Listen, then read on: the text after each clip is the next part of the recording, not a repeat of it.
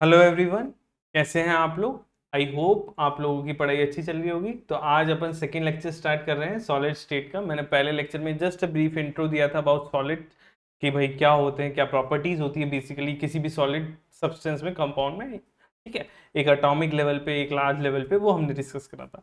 आज हमारा टॉपिक है अमॉर्फस एंड क्रिस्टलाइन सॉलिड्स। इसको हम डिस्कस करने वाले हैं।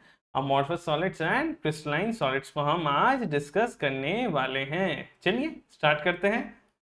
इससे पहले एक इंपॉर्टेंट इंफॉर्मेशन आप सभी के लिए कि आप लोगों को regular notes, DPP schedule, mind maps इस चैनल पे अगर आप डेली आ रहे हैं तो आपको एक रिक्वायर्ड होगा एक कांटेक्ट हमारे और आपके थ्रू कि किस वे में होगा एक डेली एग्जाम अपडेट आपको कहाँ मिलने वाला है। इस जो चैनल है यहाँ पे कौन सा लेक्चर कब आने वाला है, आपको टेस्ट कब होने वाले हैं, आपको डीपीपीस कब मिलने वाली है। तो उसके लिए आप फटाफट से ज्वाइन कर लीजिए Telegram channel, that is http.t.me/umid_j। इसको जल्दी से ज्वाइन कर लो फटाफट से। ये आपको फिजिक्स, केमिस्ट्री, मैथ में सब कुछ मिल जाएगा। आपको मटेरियल मिल जाएगा, डीपीपीस मिल जाएंगे, एवरीथिंग व्हाट यू रिक्वायर्ड। ठीक है, उम्मीद जेई चैनल है ना, एक हमारे साथ जुड़ जाओ सोशली भी। ठीक है, कनेक्ट हो जाओ। ठीक है, हम लोग हर तरीके से कनेक्ट हो जाए। जो भी इश्यूज हैं, जो भी प्रॉब्लम है, वो सब रिजॉल्व हो जाएगी। And you get everything whatever required, मतलब lecture repository, anything what you need कि सर मुझे ये लेक्चर देखना है या ये डीपीपी चाहिए या रिसोर्स चाहिए, वो आपको आनंदमणि.com पे आपको यहाँ पे मिल जाएगा। ठीक है जी, चलिए स्टार्ट करते हैं बच्चों अपना लेक्चर। मैंने आप लोगों को यहाँ पे छोड़ा था लास्ट क्लास में। अगर आप लोगों ने वो लेक्चर देखा है, नहीं देखा तो please go and watch that lecture, जहाँ पे शुगर, सॉल्ट, सिल्वर, कॉपर मैंने बताए थे, इस गिलास, प्लास्टिक और रबड़ भी ऐड कर दिया। और मैंने एक ये टर्म बोल के छोड़ दिया था आप लोगों को कि ये जो है ना, this is your true solids. ठीक है, these are your true solids, या फिर हम इनको क्रिस्टलाइन सॉलिड्स भी बोल सकते हैं बच्चों, है ना। क्रिस्टलाइन सॉलिड्स भी इनको बोल सकते हैं, ट्रू सॉलिड्स या क्रिस्टलाइन सॉलिड्स। और जो यहाँ पे गिवन है ना, यहाँ पे जो गिवन है, दोनों को मैं आपको दिखा देता हूँ बढ़िया से। एक तो है ट्रू सॉलिड और एक है आपका यहाँ पे क्रिस्टलाइन सॉलिड। यहाँ पे आ जाएगा आपका ये अमॉर्फस सॉलिड। अमॉर्फस सॉलिड है ना, दोनों तरीके के यहाँ पे मेरे पास सॉलिड्स प्रेजेंट है। ठीक है, सही, सॉलिड सब्सटेंस यहाँ पे मेरे पास प्रेजेंट है। अब देखो, अब बात क्या हुई। मैंने कहा था कि सॉलिड को कंप्रेस नहीं कर सकते, डेफिनेट वॉल्यूम शेप होते हैं, बट ये कुछ ग्लास, प्लास्टिक, रबड़, ये उस चीज़ को मतलब फॉलो नहीं कर रहे हैं। तो क्या डिफरेंस होता है बेसिकली ट्रू सॉलिड्स में?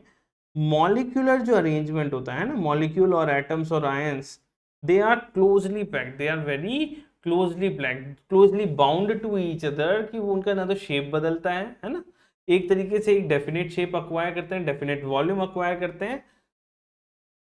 ठीक है, कोई दिक्कत नहीं होती, वो वैसे ही रहते हैं ओवर अ प्रोलॉन्ग टाइम। 10 साल बाद छोड़ोगे तो आपको वो वैसा का वैसा मिलने वाला है सॉलिड, उसमें कोई परिवर्तन नहीं आने वाला। बट परिवर्तन कहाँ आता है? That is in your pseudo solids. Time, बहुत से pseudo solid they easily lose shape, flows under its own weight. ठीक है, flows under its own weight, easily can be distorted. ये रहा एग्जांपल पिक्चर, है ना। मटकी के बर्तन आपको बनते हुए देखे होंगे, मटकी। ठीक है, glasses easily distorted. Flows under its own wait का मतलब बेटा ये है, इस टर्म का मतलब आपका ये हो गया यहाँ पे कि आपने अगर कोई पुरानी बिल्डिंग, मैंने कहा था पुरानी जीन्स है ना, पुरानी बिल्डिंग कहा था मैंने।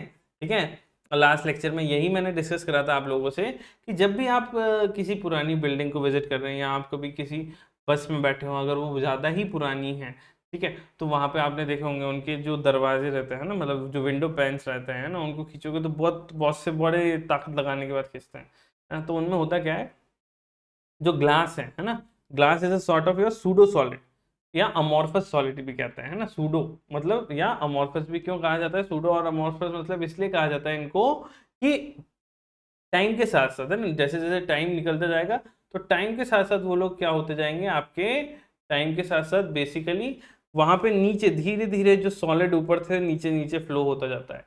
तो नीचे की जो लेयर होती है वो मोटी हो जाती है, मोटी हो जाती है तो वो उसमें फिट नहीं होती, तो वो खींच नहीं पाता। ऐसा सूडो सॉलिड में हो जाता है और बाकी किसी में नहीं होता। ऐसा नहीं देखोगे कि आपके घर में गोल्ड ऑर्नामेंट्स रखे हुए हैं, अगर 10 साल बाद निकालोगे तो वो वैसे के वैसे निकलेंगे। ऐसा नहीं होगा कि वो पिघल के नीचे चल गया, ऐसा नहीं होगा, है ना, लड़ाइयाँ हो जाएगी बहुत सारी, है ना, ऐसा नहीं होता। तो gold is a type of, मतलब जो मेटल्स थे, कॉपर थे, सिल्वर थे, they are true solids and these are pseudo solids. I hope आपको समझ आया हो, ठीक है। तो अगर अपन इनका मॉलिक्यूलर या एटॉमिक लेवल पे इनका अरेंजमेंट देखें तो this is something like this, जो क्रिस्टलाइन सॉलिड्स हैं these are something like this, ठीक है, दिखना होगा आप लोगों को। एक परफेक्ट अरेंजमेंट है ना, एक रेगुलर पैटर्न अरेंजमेंट है, ठीक है, एक के बाद एक के बाद एक क्रिस्टल आराम से एक एटम अरेंज हो रहा है। और अमॉर्फस की अगर मैं बात करूं, है ना, अमॉर्फस सॉलिड्स की अगर मैं बात करूं, तो अमॉर्फस सॉलिड्स के केस में irregular pattern arrangement है, irregular arrangement of atoms, है ना, that is the major difference। तो यहाँ पे तो आपका है एक रेगुलर और रिपीटेड, उसी चीज को रिपीट करता हुआ अरेंजमेंट है ना, रेगुलर अरेंजमेंट ऑफ एटम्स। और इस चैप्टर में हम मेनली डील करने वाले हैं crystalline solids, is the target for us, है ना, क्रिस्टलाइन सॉलिड्स को बहुत अच्छे से हम डील करने वाले हैं इस चैप्टर में, ठीक है जी। Regular arrangement of atoms and they have irregular. और क्या क्या डिफरेंस होते हैं जो इन सॉलिड्स को डिफर करते हैं और अच्छे से, वो हम डिस्कस कर लेते हैं इसके बाद। And irregular arrangement of atoms, ठीक है जी। और क्या क्या डिफरेंस होते हैं बच्चा, और डिफरेंस होते हैं आपके शेप में, ठीक है। शेप में क्या डिफरेंस है बेटा, शेप में ये डिफरेंस है, एक डेफिनेट शेप होता है, ज्योमेट्री होता है, हर चीज होता है क्रिस्टलाइन सॉलिड, जैसे NaCl का एग्जांपल ले लिया। बट अमॉर्फस पे ऐसा कुछ नहीं होता है, अमॉर्फस सॉलिड्स पे ऐसा कुछ नहीं होता है। मेल्टिंग पॉइंट अगर देखो NaCl का देखोगे तो मेल्टिंग पॉइंट फिक्स होता है ना, सॉल्ट का मेल्टिंग पॉइंट फिक्स है, बिकॉज उनका एक शेप फिक्स है, सब कुछ एक रेगुलर अरेंजमेंट फिक्स है, सब कुछ फिक्स है। बट यहीं पे अगर हम बात करें तो this is gradually soften over a range of temperature, melting point. Cleavage property, it is split into two pieces and newly generated surface, मतलब अगर आप कट करोगे तो दो इक्वल पार्ट में एक शार्प एज मिलेगा आपको। बट वहीं अगर अमॉर्फस को कट करोगे वहां पे ऐसा कुछ भी नहीं मिलने वाला। जैसे ग्लास को अगर ब्रेक करा होगा वो किसी भी इरेगुलर पैटर्न में कट सकता है ना, टूट सकता है, ऐसा नहीं है कि वो फिक्स ही टूटे, है ना, अगर आपने तोड़ा। बट अगर मैं बात करूँ क्रिस्टलाइन सॉलिड्स की, वो एक फिक्स पैटर्न में एक शार्प कट देके जाएंगे, आयरन रॉड को तोड़ लो, है ना, ऐसा नहीं कुछ अलग अलग ज्यादा होएगा, ठीक है। Heat of fusion, melting point fix तो हीट ऑफ फ्यूजन भी fix, they do not have, amorphous में इरेगुलर अरेंजमेंट है तो इसलिए ये नहीं होता है, ठीक है। और एक लॉन्ग रेंज तक arrangement of pattern, long range तक रिपीट करता है इनका same arrangement in case of crystalline solids, and in case of amorphous short range में ही रिपीट, शॉर्ट रेंज तक ही ये रिपीट कर पाते हैं, इरेगुलर पैटर्न रहता है। तो अरेंजमेंट ऑफ पार्टिकल से भी आप डिस्टिंग्विश कर सकते हैं, कोई बोले कि ये क्रिस्टल सॉलिड, ये सॉलिड आपका किस कैटेगरी में, ये क्रिस्टल सॉलिड आपका है लॉन्ग रेंज ऑर्डर में, तो आपको पता आना आज लग जाना चाहिए कि ये क्रिस्टलाइन सॉलिड्स की बात चल रही है। अगर कोई बोले शॉर्ट रेंज है तो वो अमॉर्फस सॉलिड्स की बात कर रही है। अब मैंने एक पॉइंट बीच में छोड़ दिया है, एनाइसोट्रोपिक, इसको मैं बहुत अच्छे से समझाना चाहता हूँ, इस पे बहुत क्वेश्चंस आते हैं, ठीक है। इसमें ये पॉइंट सबसे ज्यादा इंपॉर्टेंट है, जिसपे सबसे ज्यादा क्वेश्चंस पूछे जाते हैं, है ना बच्चों। इसको मैं हाईलाइट भी कर देता हूँ आप लोगों के लिए, एनाइसोट्रोपिक, है ना, एनाइसोट्रोपिक, ठीक है जी, एनाइसोट्रोपिक नेचर।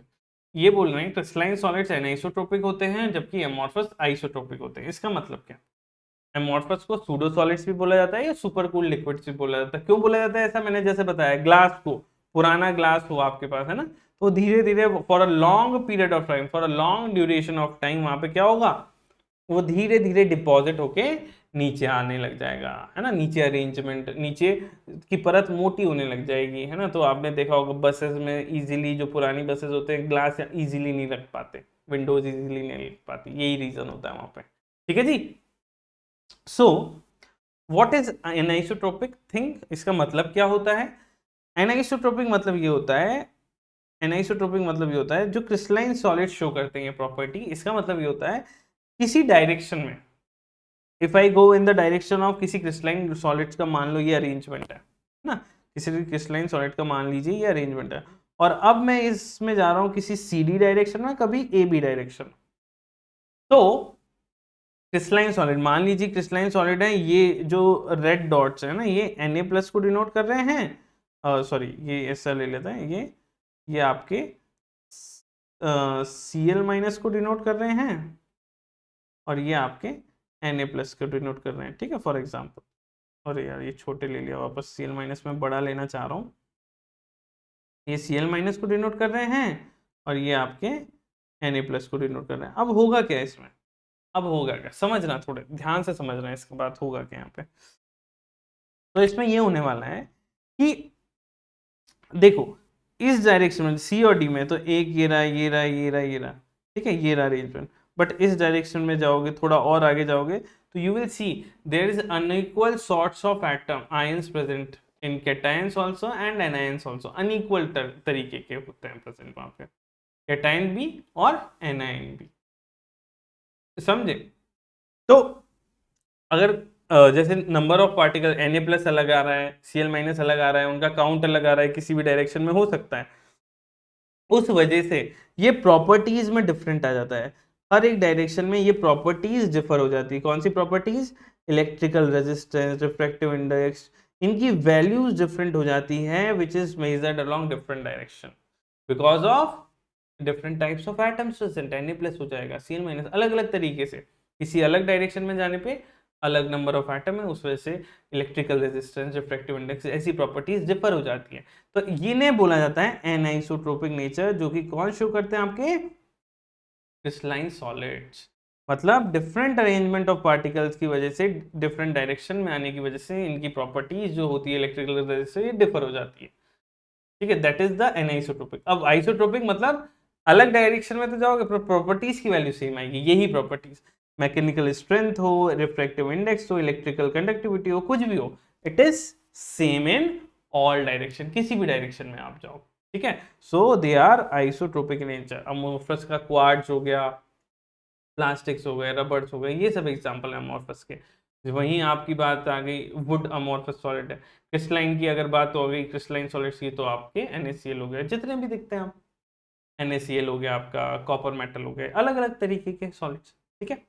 तो अपन को इस चैप्टर में, मैं वापस से बता रहा हूँ, we need to focus on crystalline solids, है ना। इस चैप्टर को हम डेप्थ में क्रिस्टलाइन सॉलिड्स पढ़ने वाले हैं बहुत अच्छे से, ठीक है जी।